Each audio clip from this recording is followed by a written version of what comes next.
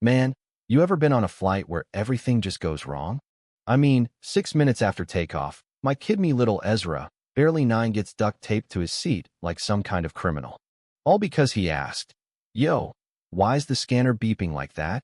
Picture this: Flight 419, first class. The hum of the engine's still fresh, and my son's wide-eyed, mimicking planes with his hands, full of that kid energy, you know? Then this flight attendant, Carl Smirky, all business, kneels down, rips off a strip of tape, and pins Ezra's arms to the seat. Disturbing the cabin, he mutters, like my boy's a threat. I'm Marcus Tate, tech CEO, built the AI that runs half the boarding gates in the world, and I'm sitting there, frozen, not because I'm scared, but because I'm calculating. Ezra whispers, "Dad, what did I do?" And it's like a knife in my chest. I lean over, hand on his, and say, "Nothing, kid. You're perfect." But inside, I'm burning. Nobody moves. The guy across the aisle fidgets. The lady next to him pretends to sleep. Carl's already back to pouring wine, acting like he didn't just tape up a kid. I don't yell, I don't need to. I tap my wristband twice. Back in Seattle, my company's servers hum to life. Code name, Nightlock.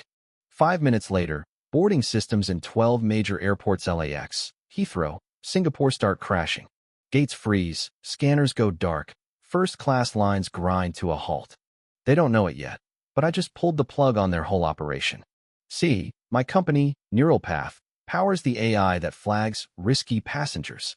And that day, I found out it flagged my own son before he even spoke, based on some garbage algorithm from years ago, back when airlines thought loud black kid equaled trouble. I'm sitting there, watching clouds slide by, Ezra's tablet cracked on the floor, tape still tight on his wrists, and I'm thinking, you messed with the wrong dad. My phone buzzes, Nightlock deployed. Systems in lockdown. Carl's still smiling, oblivious, but I'm already 3 steps ahead. By the time we land in Chicago, the media's spinning it. Unruly child disrupts flight. They don't mention the tape, don't mention Ezra's age, definitely don't mention I'm the guy who built their precious system. My lawyer, Keisha, meets us at the gate, fuming. They're painting Ezra as the villain, she says, flipping through news clips. I don't talk to reporters, I don't need to. I've got logs, camera footage, audio, crew notes. Turns out, the system tagged Ezra at boarding with a containment flag based on a model that's been profiling kids like him for years. Keisha's eyes widen. This is bigger than one flight, she says. Damn right it is. I take it to DC, straight to the Senate. Picture me, no fancy suit, just a jacket and the truth, staring down senators who look like they'd rather be anywhere else. I slide a report across the table, page 17, flagged kids, 90% black or brown, some as young as 4. Your system did this, I say, and you signed off on it.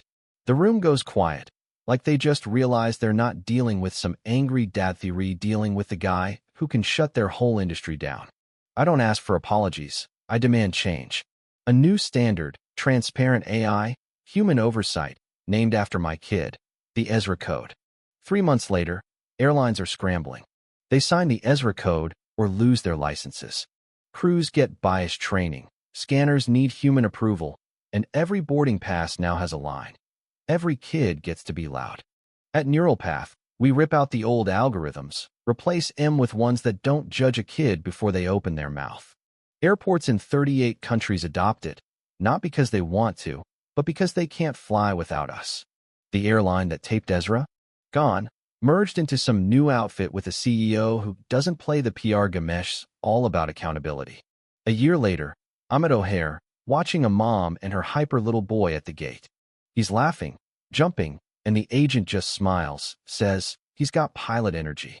A year ago, that kid would have been flagged. Now, he's just a kid. Ezra's at school, drawing planes, telling his teacher, loud means I'm here. I get a letter from the Department of Transportation, Golden Bost, renaming their AI standard the Ezra Tate Fair Flight Act. I don't cry. I just kiss Ezra's forehead that night and whisper, you changed the sky, kid. But here's the thing, justice doesn't always feel like victory. It's quiet, messy, and it's never done.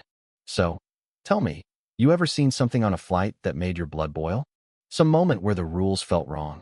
Drop it in the comments, because this isn't just my story, it's ours. Subscribe if you're with us. Because at Karma Telltales, we're not just telling stories rewriting the rules.